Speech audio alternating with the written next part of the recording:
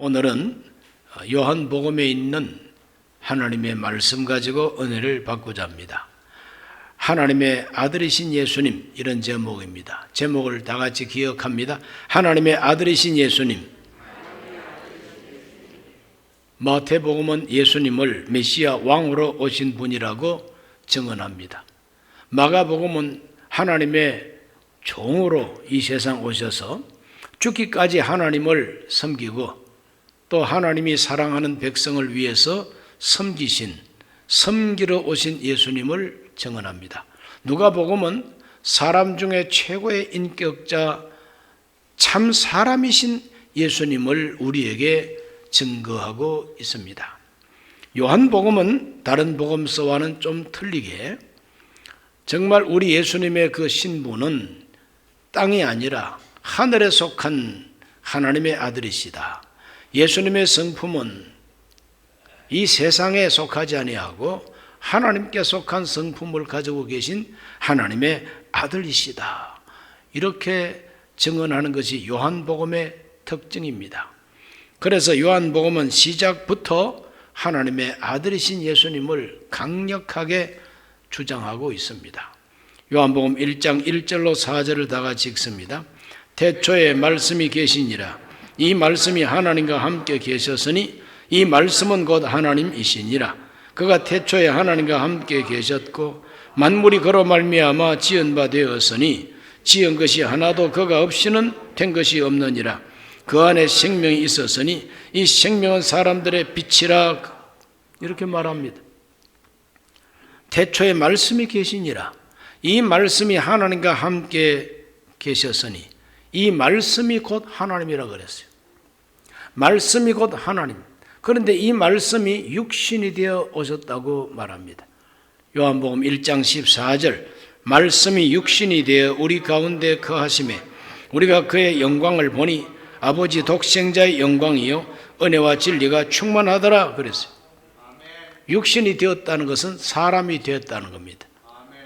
하나님이신 말씀이신 하나님이 사람이 되어 우리 가운데 오셨다는 겁니다.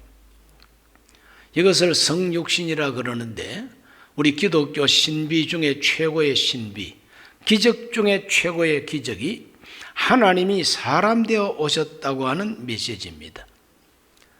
하나님이 사람 되어 오셨으니 그 사람 예수님인 사람이 아니라 하나님이시다. 사람이 아니라 하나님의 아들이시다. 이것이 요한복음의 핵심 메시지입니다. 사도 요한은 요한복음을 기록한 목적을 이렇게 밝혀주고 있습니다. 요한복음 20장 30절과 31절입니다. 예수께서 제자들 앞에서 이 책에 기록되지 아니한 다른 표적도 많이 행하셨으나 오직 이것을 기록함은 너희로 예수께서 하나님의 아들 그리스도이심을 믿게 하려 함이요 또 너희로 믿고 그 이름을 힘입어 생명을 얻게 하려 함이니라.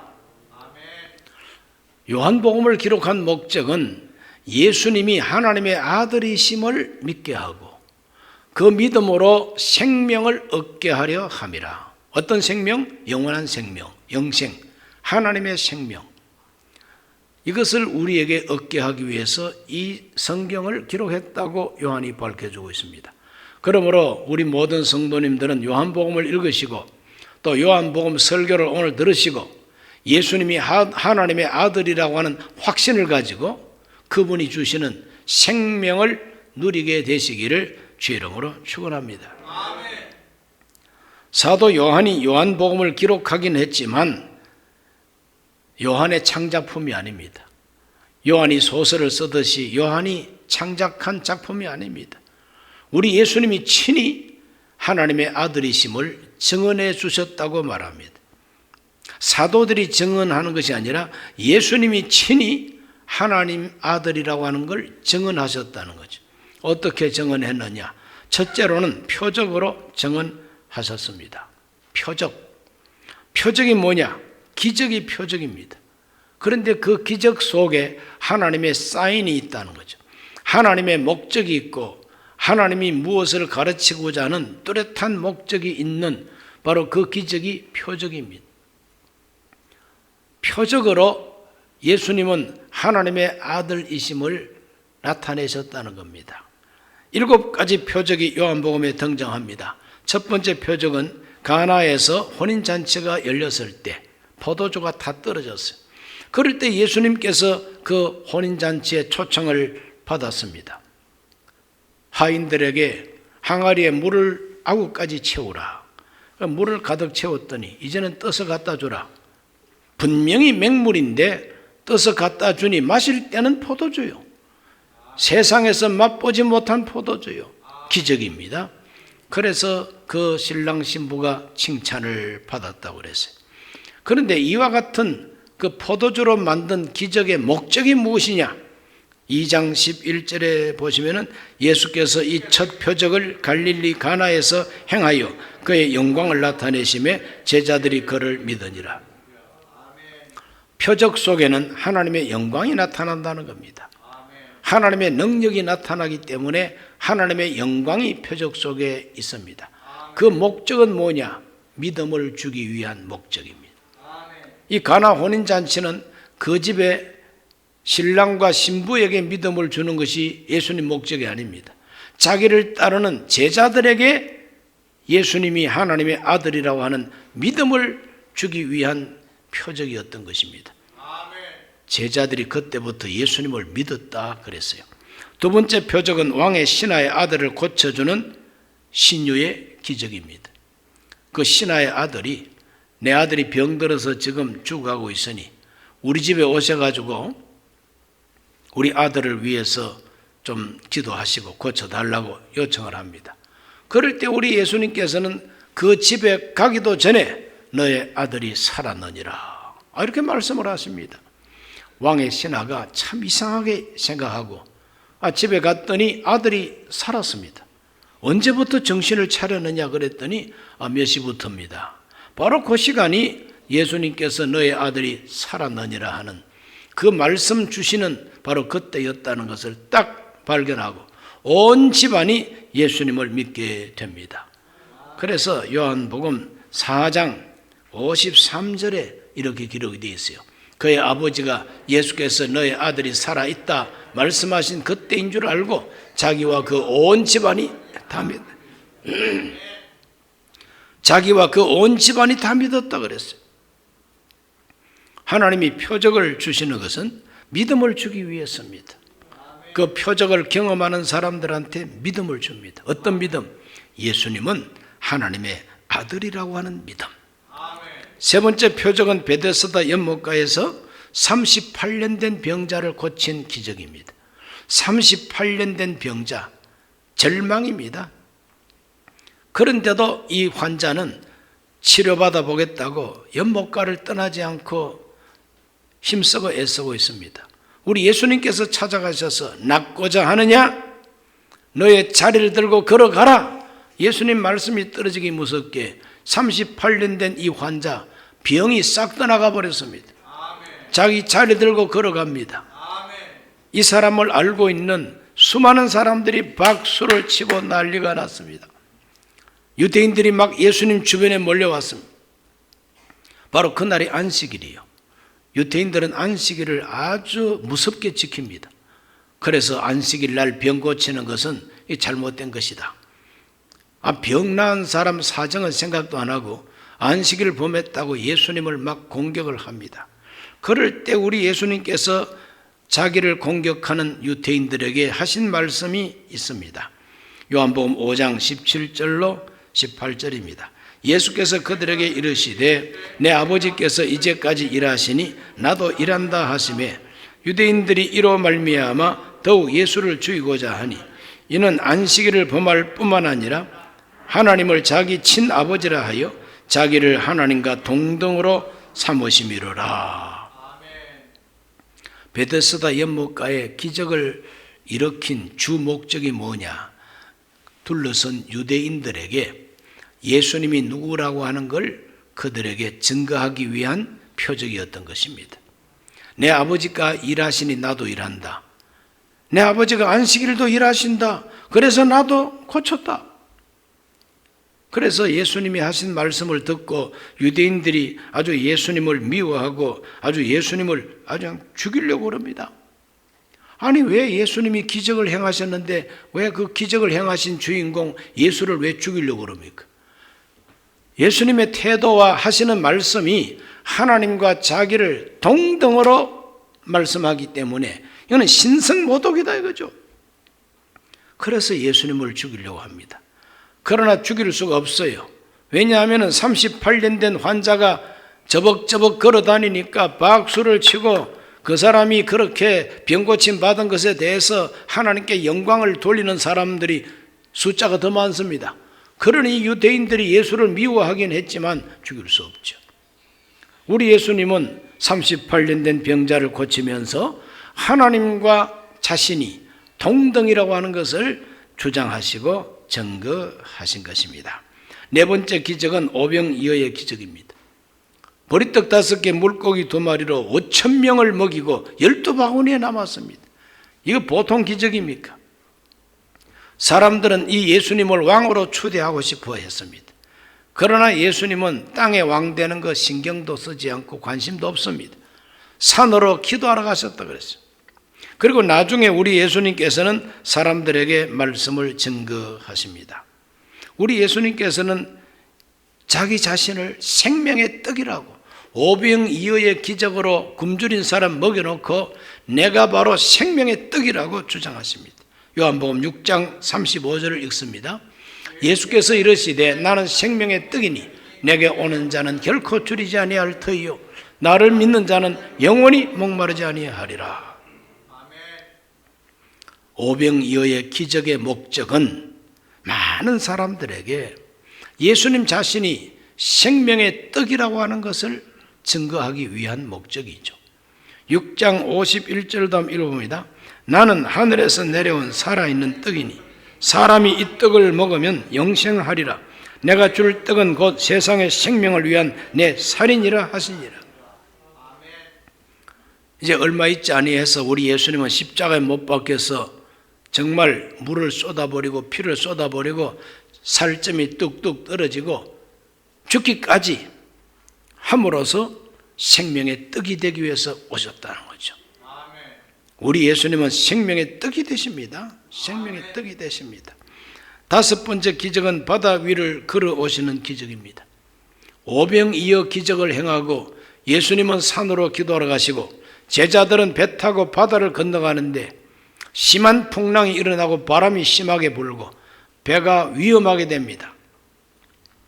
그럴 때 파도를 밟고 걸어오는 분이 계셔요. 그럴 때 제자들은 막 유령인가 싶어서 굉장하게 놀랐습니다. 그러나 예수님께서 그 제자들에게 이렇게 말씀하시죠. 요한복음 6장 20절로 21절 이르시되 내니 두려워하지 말라. 배는 곧 그들이 가려던 땅에 이르렀더라 그랬어요. 내니 두려워하지 말라. 이 기적은 무엇을 가르치고자 하는 기적이냐? 제자 교육입니다. 이 제자들 바다에서 큰 풍랑을 만나서 위험해졌을 때 우리 예수님께서 그를 찾아오셨어요. 예수님을 영접하고 예수님을 모시니까 바람과 풍랑이 잔잔해지고 가야 할 곳으로 갔다 그랬습니다. 우리가 살아가는 이 인생은 마치 풍랑이 일어나고 파도가 치는 바다와 같습니다. 여기 흔들리는 배와 같은 게 우리 인생이요. 그런데 우리 안에 예수님을 모시고 우리 예수님을 꽉 붙들고 살면 얼마든지 이 세상 풍랑을 이길 수 있다고 하는 것을 제자들에게 가르치고 계신 것입니다. 염려하지 말라. 두려워하지 말라. 나를 믿어라 이 말이죠. 예수님을 영접하니까 그 배가 안전하게 가야 할 곳으로 갔다는 거죠. 저와 여러분이 가야 할 곳은 천국입니다. 그러므로 하나님 나라 갈 때까지 세상 풍파가 심하다 할지라도 예수님 붙들고 살면은 안심이라고 하는 이 메시지를 주님은 기적을 통해서 제자들을 가르치고 계십니다. 6번째 표적은 나면서 소경된 자를 고치신 표적입니다. 나면서 소경된 자 한 번도 본 적이 없어요. 그런데 우리 예수님께서는 그 소경을 고쳤습니다. 밝히 보게 됩니다. 사람들이 놀라워합니다. 그럴 때 예수님께서는 요한복음 9장 5절에서 이렇게 말합니다. 내가 세상에 있는 동안에는 세상의 빛이로라. 내가 세상의 빛이라고 하는 이 메시지를 강력하게 증거하기 위해서 소경의 눈을 뜨게 해놓고 나는 세상의 빛이라고 말씀하시죠. 소경된 우리도 예수 그리스도를 믿고 하나님께서 빛을 주시면 소경이 눈 뜨는 것처럼 우리가 분별할 수가 있게 됩니다. 내 앞길을 바라보게 됩니다. 하늘 가는 밝은 길을 보게 된다 이 말이죠. 그리고 7번째 표적은 죽은 나사로를 살리는 표적이죠. 나사로가 죽었습니다.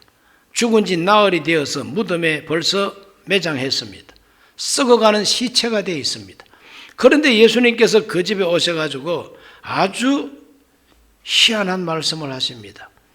요한복음 11장 25절에서 26절입니다. 예수께서 이르시되 나는 부활이요 생명이니 나를 믿는 자는 죽어도 살겠고 무릇 살아서 나를 믿는 자는 영원히 죽지 아니하리니 이것을 네가 믿느냐.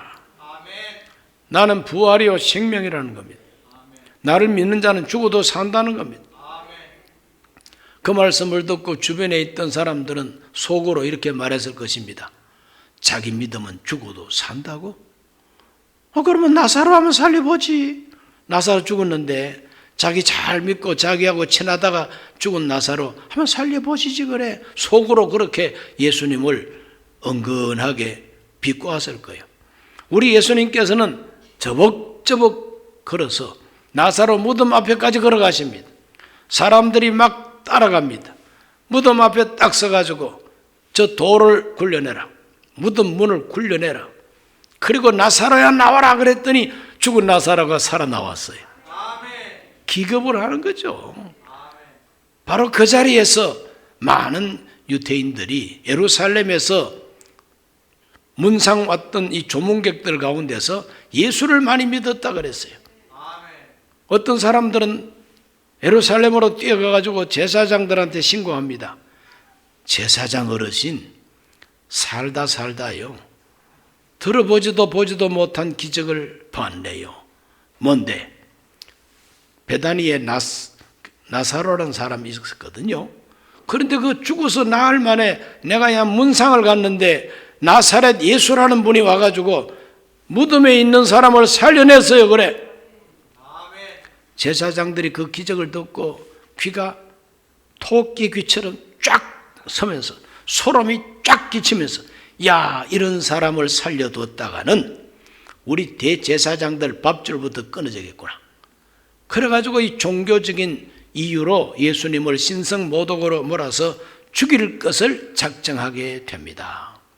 자기를 죽이기 위한 모의를 하는 줄 알면서도 예수님은 죽은 나사로 살려내고 나는 부활이다. 나는 생명이다. 나를 믿으면 죽어도 산다. 살아서 믿는 자 영원히 안 죽는다. 예수님은 생명의 주인 되시고 죽음도 이기시는 분이라고 하는 것을 증거하고 계신 것이죠. 자, 이렇게 우리 예수님은 표적으로 자기가 하나님의 아들이심을 증언하고 믿음을 심어주고 깨닫게 하고 자기를 믿게 하셨습니다. 저와 여러분에게도 표적이 따르기를 주 이름으로 축원합니다. 두 번째로 우리 예수님은 확정하는 말씀으로 증언하십니다. 확정하는 말씀이요. 예수님 말씀은 애매모호하지 않습니다. 예수님 말씀과 가르침은 불확실하지 않습니다. 예수님 말씀은 긴가민가 알쏭달쏭 하지 않습니다. 예수님 말씀은 그냥 확실합니다. 간단합니다. 단정적입니다. 그래서 예수님은 나는 무엇이다. 자기의 정체를 확실하게 선언을 하십니다. 예수님은 자기 정체를 뭐라고 말합니까? 나는 생명의 떡이다. 나는 생명의 떡이다. 나를 먹는 사람은 영원히 산다는 거예요. 나는 세상의 빛이다. 나를 따르는 자는 어둠에 다니지 아니한다 그랬어요. 나는 양의 문이다. 나를 통해서 들어가고 나가고 하면서 생명의 꼴을 얻는다 그랬어요. 나는 선한 목자다. 선한 목자는 자기 양들을 책임지고 목숨을 바친다. 예수님은 그 말씀 그대로 우리 위하여 목숨을 바쳐주신 선한 목자가 되십니다. 나는 생명이요 부활이다. 그래서 예수님은 말만 생명 부활 말하지 아니하고 죽은 나사로 살려내시고 회당장 야이로의 딸도 살려내시고 나인성에서는 죽은 과부 아들도 살려내십니다. 친히 자기가 부활하십니다. 나는 생명이요 부활이다. 믿을 수 있는 말씀, 확정적인 말씀을 주십니다. 나는 길이요 진리요 생명이다. 나로 말미암지 않고는 아버지께로 올 자가 없다. 그 말을 뒤집으면 나로 말미암아 하나님께로 온다는 겁니다. 나는 참 포도나무다. 그러므로 나로 말미암아 열매를 맺을 수가 있다는 것이죠. 모든 사람들은 이 세상을 살면서 인생이 어디에서 와서 어디로 가면 왜 사는가 방황합니다. 그러나 예수님께서는 아주 확실하게 말합니다. 수고하고 무거운 짐진 자들아 다 내게로 오라. 내가 너희를 쉬게 하리라. 예수님 말씀은 아주 확정입니다. 그냥 나는 무엇이다. 자기 정체를 선언하시고 또 내가 그러라. 내가 그러라. 자기 정체성을 확정하십니다. 우물가의 여인에게 예수님께서는 자기를 확정해 주십니다. 우물가의 여인은 사마리아 여자요. 이 여자는 남편 5을 겪었습니다. 6번째 남편하고 살고 있지만 진정한 사랑이 없어요. 예수님을 찾아가가지고 내가 주는 생수를 마시면 영원히 목마르지 아니한다고 말씀하시고 장차 하나님께 예배하는 자를 하나님은 찾으신다 그랬더니 이 여자가 예수님께 뭐라고 말했느냐? 요한복음 4장 25절과 26절에 여자가 이르되 메시아 곧 그리스도라 하는 이가 오실 줄을 내가 아노니 그가 오시면 모든 것을 우리에게 알려주시리이다. 예수께서 이르시되 너에게 말하는 내가 그라 하시니라. 한번 따라 하실까요? 내가 그라. 이 그가 바로 메시아입니다. 내가 메시아다. 여자야, 당신이 기다리고 있는 그 메시아가 바로 나다라고 예수님은 말합니다. 애매모호한 게 없잖아요. 예수님은 자기 자신을 메시아라고 분명히 말씀하고 계신 것입니다. 우리 예수님을 아주 고깝게 생각해서 어떻게 하면 저 예수를 한번 꺾어볼까? 그래서 예수님과 아주 그냥 갈등하는 유대인들이 예수님을 에워싸고 있습니다. 그럴 때 우리 예수님께서 하신 말씀 요한복음 8장 24절과 25절입니다. 그러므로 내가 너희에게 말하기를 너희가 너희 죄 가운데서 죽으리라 하였노라. 너희가 만일 내가 그인 줄 믿지 아니하면 너희 죄 가운데서 죽으리라. 그들이 말하되 네가 누구냐?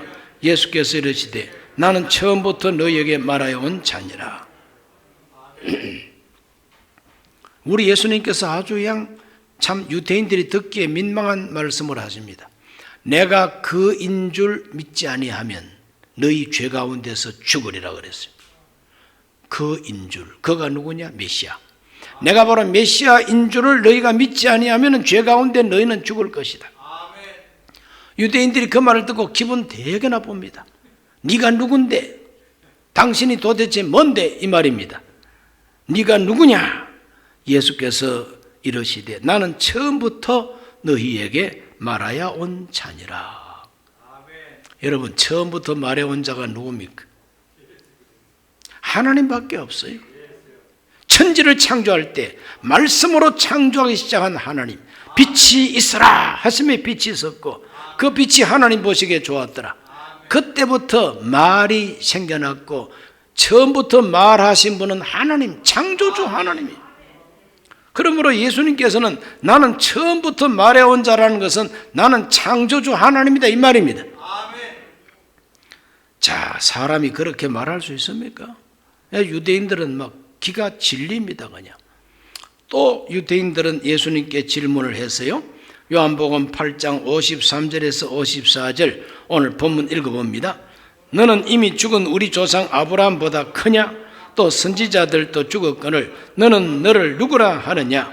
예수께서 대답하시되 내가 내게 영광 돌리면 내 영광이 아무것도 아니거니와 내게 영광을 돌리시는 이는 내 아버지이시니 곧 너희가 너희 하나님이라 칭하는 그이시라. 갈수록 태산이라고 그러더니 너희들이 하나님으로 믿고 있는 그분이 야훼 나한테 영광을 돌리신다 그랬어요. 이거는 참을 수 없는 종교적인 모독입니다. 신성 모독입니다. 아니 어떻게 자기가 하나님이래. 자기가 하나님이래. 너희들이 하나님으로 섬기고 있는 야훼가 나한테 영광 돌린다 그러니까 이거는 뭐 말할 수가 없습니다. 무슨 다른 말을 할 수가 없습니다. 그러므로 예수님 말씀은 확실하게 말씀하시는 거죠.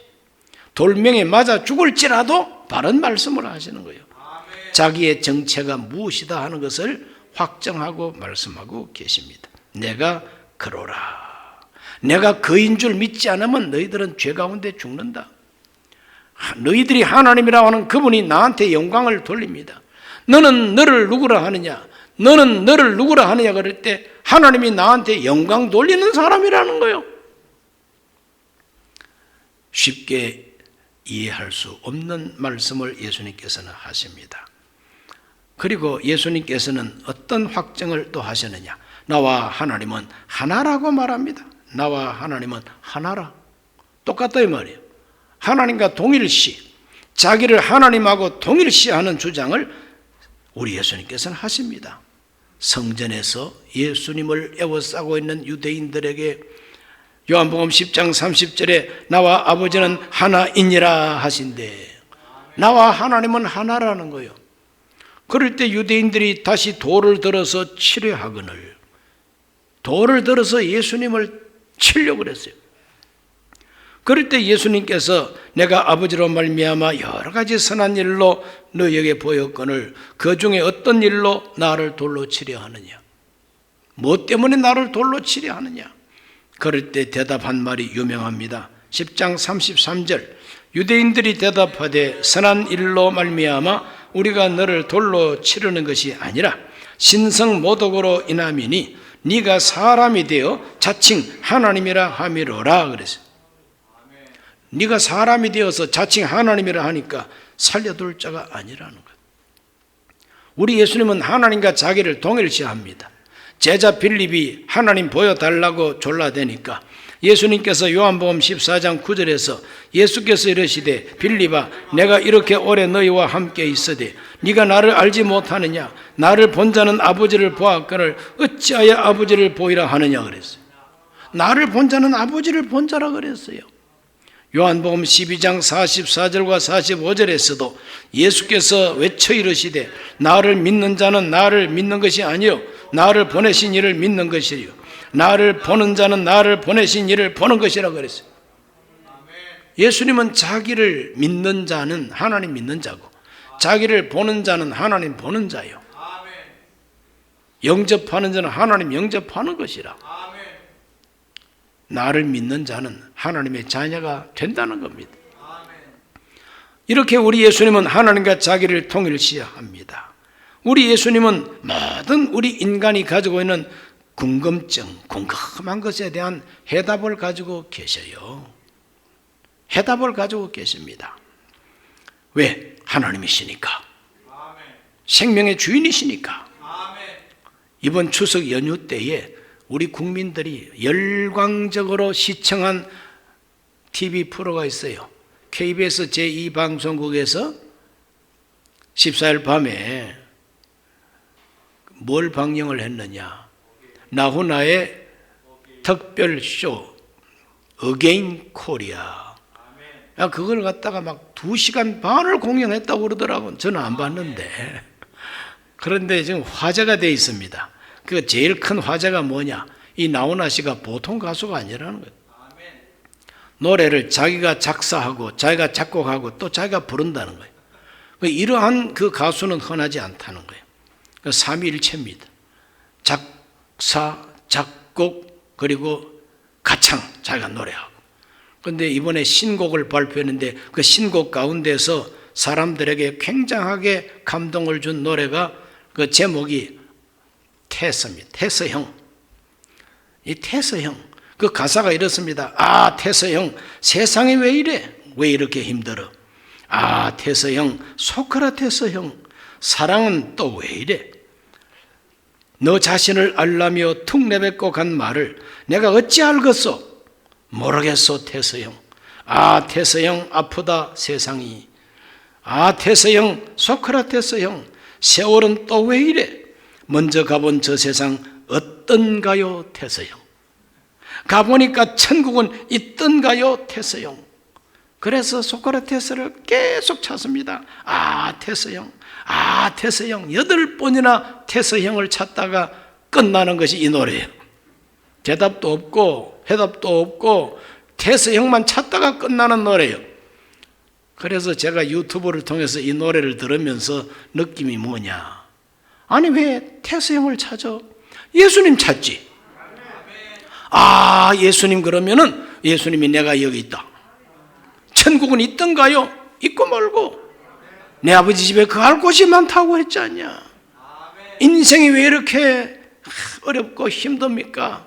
우리 예수님께서 말합니다. 그러니까 나를 믿으라고 했지 않아. 내게로 오면 내가 쉬게 한다 그랬잖아. 내가 평강을 준다고 했지 않아. 우리 예수님께 해답이 다 있는데 지금 이분은 소크라테스만 찾고 있어요. 혹시 여러분 가운데 소크라테스만 찾는 분이 있으면 방향을 돌려서 예수님을 찾으시기를 바랍니다. 거기에 해답이 있습니다. 소크라테스를 아무리 찾아도 왜 대답이 없습니까? 죽은 자는 말이 없어요. 예수님을 찾으면 살아계시니까 응답해 주십니다. 그래서 우리 예수님은 세 번째로 부활하심으로 자기를 증언하세요. 부활하심으로. 예수님 부활하셨어요. 죽었다가 살아나셨습니다. 제자들에게 나타나 주셨어요. 요한복음 20장 19절로 20절에 이날 곧 안식 후 첫날 저녁 때에 제자들이 유대인들을 두려워하여 모인 곳에 문들을 닫았더니 예수께서 오사 가운데 서서 이르시되 너희에게 평강이 있을지어다. 이 말씀을 하시고 손과 옆구리를 보이시니 제자들이 주를 보고 기뻐하더라 그랬어요. 손과 옆구리를 보여주면서 자기가 다시 살아났다는 걸 확실하게 증명해 주는 거예요. 부활하신 예수님을 보고 제자들이 기뻐합니다. 그 자리에 없던 제자 도마가 아이고 나는 손가락 넣어봐야 믿겠다 그랬더니 주님이 나타나셔서 이리 와서 확인하고 믿는 자가 되라. 그래서 도마는 주님 앞에 무릎을 꿇고 나의 주님 나의 하나님이십니다. 베드로는 주님을 모른다고 부인했기 때문에 양심의 가책이 있습니다. 그러나 주님은 찾아가셔서 네가 나를 사랑하느냐? 네가 나를 사랑하느냐? 3번씩이나 물으면서 내 어린 양을 먹이라. 내 양을 치라. 다시 기회를 줍니다. 부활하신 예수님은 제자들에게 매장하지 않습니다. 널리 이해하시고 관용하시고 용서하시고 의심하는 제자에게 확신을 주어서 그들에게 기쁨을 허락해 주었어요. 그러니까 태서형을 찾지 말고 예수님 찾아야 된다니까. 오늘 우리 모두는 다 우리 예수님을 찾고 인생의 해답을 얻고 기뻐하고 하나님의 용서도 받고 다시 한번 충성할 수 있는 기회도 얻으시기를 주의 이름으로 축원합니다. 기도합니다. 살아계신 하나님, 오늘 우리 예수님에 대한 요한복음의 증언을 읽었습니다. 표적과 기적으로, 확실한 말씀으로, 죽음에서 부활하신 기적으로 예수님은 하나님의 아들이라고 우리에게 증언해 주셨습니다. 하나님의 아들로 믿게 하여 주옵소서. 깨닫게 하여 주옵소서. 생명을 얻게 하여 주시고 그 생명으로 살게 해 주옵소서. 예수님 이름으로 기도하옵나이다. 아멘.